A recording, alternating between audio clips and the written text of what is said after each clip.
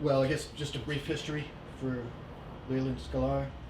Let's see, I was born a young black child. um, Now, me, I'm a bass player. I've been working pretty much daily since about 1969, and started with James Taylor, but have had the joy of my career evolving to the point where I finally am with David Garfield. And I mean, it's what all the musicians in town strive for, but very few ever get here. So I feel quite fortunate. I've been his fluffer for 2 years, but he's finally letting me play bass for him.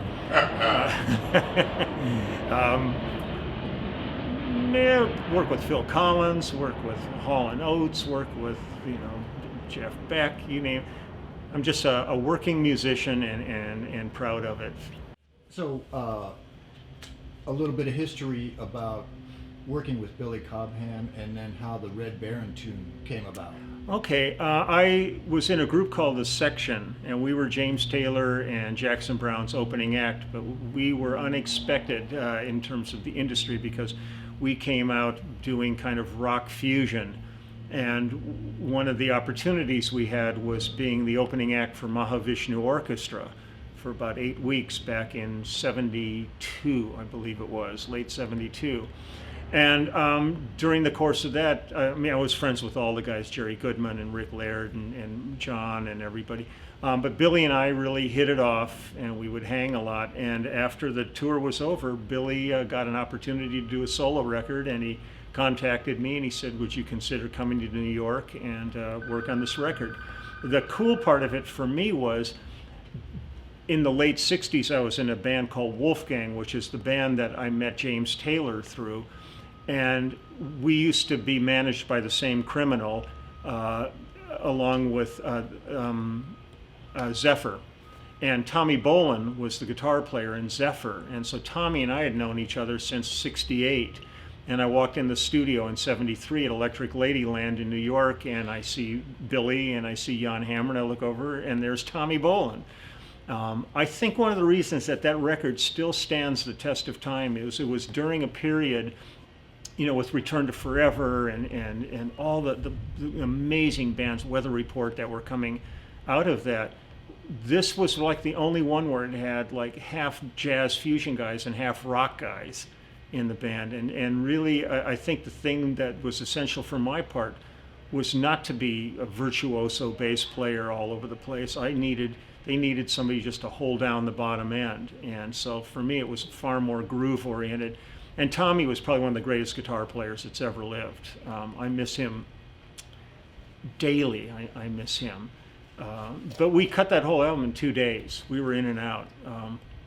They did a third day, and that was with Ron Carter playing bass and a horn section. And it was two songs for that. One was Spectrum, I think, was that, and the other one was Lilise, I think.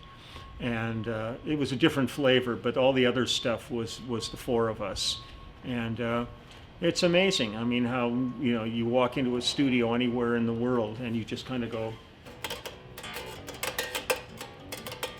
everybody goes, yeah, Stratus, oh man. I mean, it's weird. Whenever I see Jeff Beck, he comes up and he goes, Stratus man, Stratus man.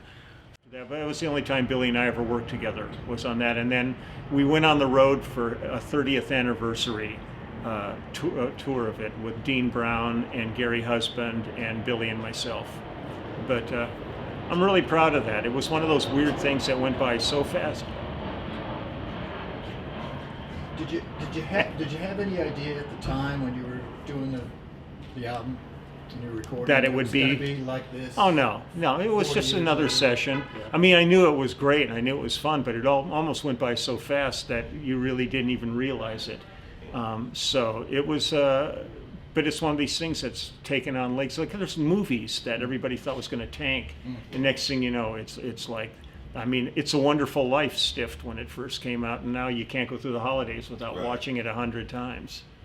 I was going to mention that we're recording today with Benny Rogers, who is one of the winners of the Carlos Vega Scholarship. Yeah. It's the first time you met him, right? This is the first time I've met him. And you're in for a treat. He's really Oh no, talented. he's great vibe already. Yeah, so, we're connecting with a new generation of musicians, but he Yeah. won the scholarship in the competition. That's so cool. And you worked with Carlos a lot. We just So much. love to have a comment or two. Oh, I mean, well, first off, I got Carlos the gig with James Taylor. And we lived on the road together. We went to all over the world together, South America, Europe, Japan. I loved Carlos. I mean, two of my favorite drummers in the world were Jeff Porcaro and Carlos Vega. I mean, their pocket was so deep and so profound, and their souls were even deeper. I miss them. It'll be the unanswered question forever. Yeah. But I love Carlos with all my heart. He was truly a brother of another mother to me. So. Well, when we go in and record now, we're going to channel him and Everybody. Billy and everybody, and Yeah. this is going to be a very cool version of the Red Baron. Okay, I'm ready to go. Let's rock!